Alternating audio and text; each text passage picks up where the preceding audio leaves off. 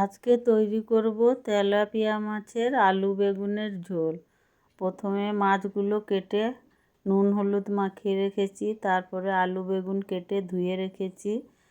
Fry প্যানে তেল দিয়ে মাছগুলো ভেজে নেব। এক পিঠ হয়ে গেছে, আর এক পিঠ ভেজে নেব। এই দেখুন মাছ ভাজা হয়ে গেছে, একটা প্লেটের মধ্যে তুলে নিয়েছি। ওই ফ্রাই প্যানের মধ্যে কুচনো পেঁয়াজ অ্যাড করলাম, দিয়ে ভালো করে একটু ভেজে নিব। এই দেখুন পেঁয়াজগুলো একটু লাল লাল করে ভাজবো। এরপরে কুচনো টমেটো অ্যাড করব।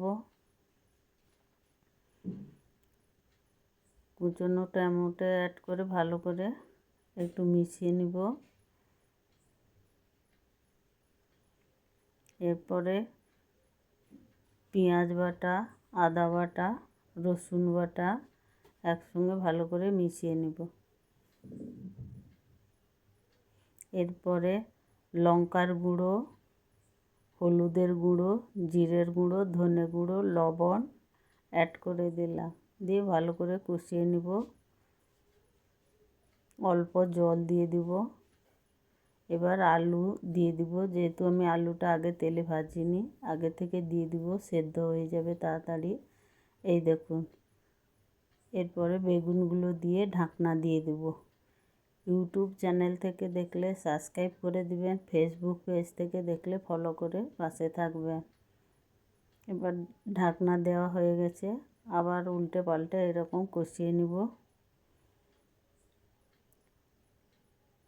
এরপরে পরিমাণ মতন জল অ্যাড করে দিব, যেহেতু ঝোল করব একটু জল অ্যাড করলাম।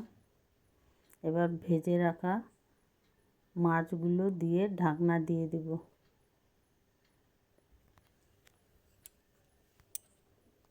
এরকম ফুটে গেছে ভালো করে, আলুটা একটু সেদ্ধ হবে।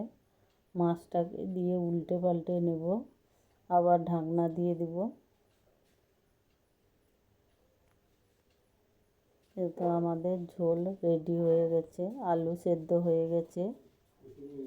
রেসিপিটি ভালো লাগলে লাইক কমেন্ট শেয়ার করে দিবেন।